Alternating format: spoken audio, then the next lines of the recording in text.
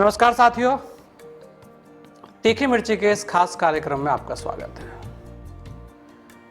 हम इस खास कार्यक्रम में बात करते हैं किसी गाने को लेकर, किसी फिल्म को लेकर, और उसके पीछे की जो कहानी है वो कोशिश करते हैं कि आप तक पहुंचे, क्योंकि एक गाना बनाने के लिए बहुत कुछ लगता है, उसकी भी एक कहानी होती है।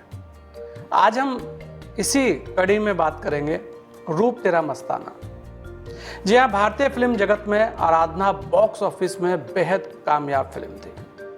फिल्म की पटकथा के साथ साथ इस फिल्म के जो गीत है वो भी बहुत लोकप्रिय हुए। एक तरह से इस फिल्म ने राजेश खन्ना को अपार शोहरत दी। वे अपने समय के सुपरस्टार बन गए। केवल सुपरस्टार ही नहीं, राजेश खन्ना के स्टारडम के किस्से आज भी रुझान से सुने जाते हैं। आज भी लोग जब उन किस्सों को सुनते हैं तो मग्न हो जाते हैं। एक तरह से इस फिल्म से फिल्म जगत को एक नया सुपरस्टार मिला। इससे पहले राजेश खन्ना 4 फिल्मों में काम कर चुके थे, लेकिन आराधना की बात कुछ और थी। रोमांस, प्यार, त्याग, समर्पण को अभिव्यक्त करती ये एक मनोरंजक और भावुक फिल्म थी। हिंदी सिनेमा की क्लासिक फिल्मों में इसे माना जाता है। आराधना 1969 में रिलीज हुई थी।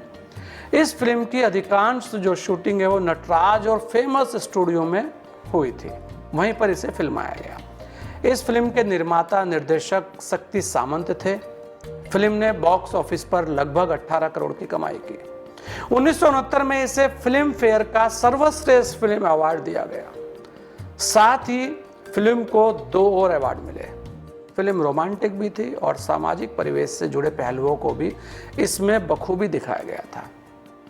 आइए आपको इस फिल्म के खास कलाकारों के बारे में बताते हैं। आराधना में मुख्य भूमिका में राजेश खन्ना और शर्मिला टैगोर हैं। बेशक इस फिल्म में राजेश खन्ना को अपार शोहरत मिली हो, लेकिन फिल्म के बारे में कहा जाता है कि फिल्म राजेश खन्ना की भूमिका पर केंद्रित थी या फिर शर्मिला टैगोर की। कई समीक्षकों ने माना कि पटकथा तो शर्मिला टैगोर की भूमिकाओं पर ज्यादा केंद्रित थी। फिल्म में राजेश खन्ना ने 2 अलग अलग भूमिकाएं निभाई थी। इसके अलावा अशोक कुमार, फरीदा जलाल, सुजीत कुमार, पहाड़ी सान्याल, अभी भट्टाचार्य आदि कलाकारों ने इसमें मुख्य भूमिका निभाई। सुभाष घई ने भी फिल्म में अपनी एक खास भूमिका निभाई थी। पहले आपको फिल्म के पटकथा के बारे में बताते हैं। फिल्म की शुरुआत में जज हत्या की आरोपी वंदना यानी शर्मिला टैगोर को आजीवन कारावास की सजा सुनाते हैं। जेल में वे खिड़की पर लगी सलाखों की ओर देखती है और पुरानी बातों को याद करती है। यहीं से फिल्म अतीत में जाती है। दरअसल अरुण और वंदना को आपस में प्यार हो जाता है और बिना किसी को बताए मंदिर में शादी कर लेते हैं। फिल्म में मोड़ तब आता है जब अरुण की हवाई दुर्घटना में मौत हो जाती है।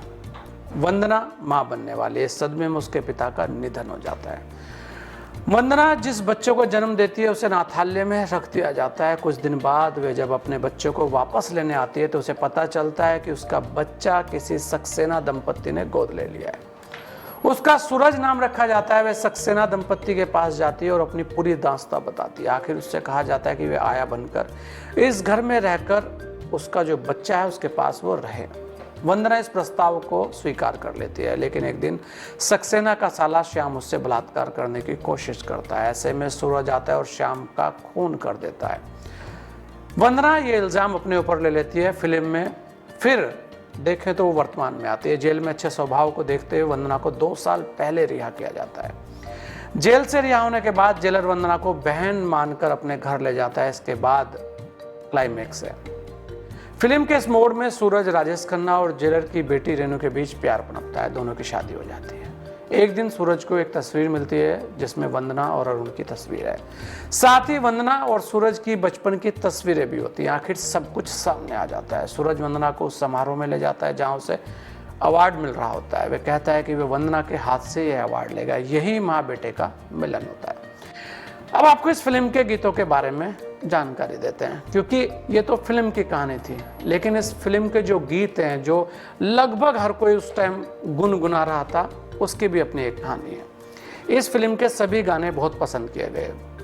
गुनगुना रहे भोरे कोरा कागज था, ये मन मेरा, मेरे सपनों की रानी कब आएगी तू, मेरा सूरज है तू, बागों में बहार है, रूप तेरा मस्ताना, प्यार मेरा दीवाना जैसे गीतों ने धूम मचा दी थी। फिल्म के गीत आनंद बख्शी ने लिखे। फिल्म का संगीत एस डी बर्मन ने दिया था। हालांकि अस्वस्थता के चलते इसके कुछ गीतों में उनके बेटे आर डी बर्मन ने उनकी मदद की थी, लेकिन इन गीतों में एक रोमांटिक गीत था, रूप तेरा मस्ताना प्यार मेरा दीवाना। इस गीत में शर्मिला टैगोर और राजेश खन्ना ने एक ही रीटेक में अभिनय किया था।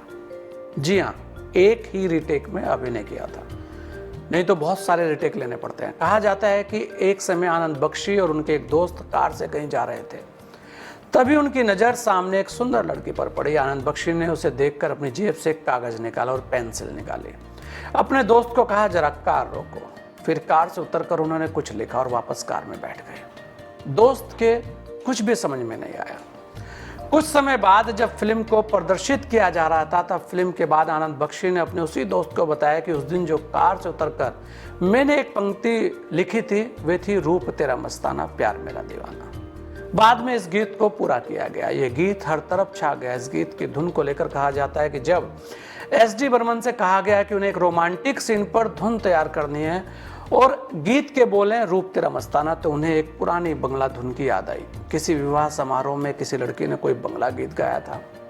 एस डी बर्मन ने उस धुन को कुछ परिवर्तन करके इस गीत की नई धुन तैयार की थी। इसके अलावा भी कहा जाता है कि किशोर कुमार ने ही कोई धुन एस डी बर्मन को बताई थी। इसके आधार पर सचिन देव बर्मन ने रूप तेरा मस्ताना की नई धुन तैयार की थी। जो भी हो, लेकिन एस डी ने लाजवाब धुन तैयार की थी। किशोर कुमार ने इसे बहुत एक ऐसे अंदाज में गाया कि हर कोई इसका दीवाना हो गया। पर्दे पर सिचुएशन इस तरह की थी कि एक कमरे में राजेश खन्ना और शर्मिला टैगोर एक दूसरे पर आसक्त हैं। उधर कोने में आग जल रही है। दोनों का अभिनय लाजवाब था और कमरे से बाहर से गीत गूंजता है, रूप तेरा मस्ताना प्यार तेरा दीवाना। यहीं से किशोर कुमार राजेश खन्ना की आवाज बन गए। पर्दे पर भी यही लगा कि किशोर नहीं मानो राजेश खन्ना ही गीत गा रहे हो। आगे किशोर कुमार ने ही राजेश खन्ना के लिए ज्यादातर गीत गाए और जब भी किशोर कुमार गीत गाते थे तो हर किसी को ऐसा लगता था कि शायद राजेश खन्ना ये गीत गा रहे हैं, क्योंकि किशोर कुमार और राजेश खन्ना का एक ऐसी जोड़ी बनी कि हर किसी को लगता था कि राजेश खन्ना की जो आवाज़ है वो किशोर कुमार की आवाज़ है, या किशोर कुमार की जो आवाज़ है वो वास्तव में राजेश खन्ना की आवाज़ है। तो ये था रूप तेरा मस्ताना। इस गाने को, इस फिल्म को हमने आपके सामने रखा। हम ये कहते हैं कि हर फिल्म, हर एक गाने की भी एक कहानी होती है। कोशिश करते हैं कि वो कहानी आप तक आए। और ये जो पुराने गीत हैं, जो पुरानी फिल्में हैं, ये वास्तव में संदेश भी देती थी और उनके गीत आज भी गुनगुनाए जाते हैं। वो गीत बहुत कुछ कहते हैं, वो फिल्म बहुत कुछ कहती थी। अगली बार फिर मिलेंगे ऐसे ही किसी गीत और फिल्म के साथ। तब तक के लिए दीजिए मुझे इजाज़त। नमस्कार।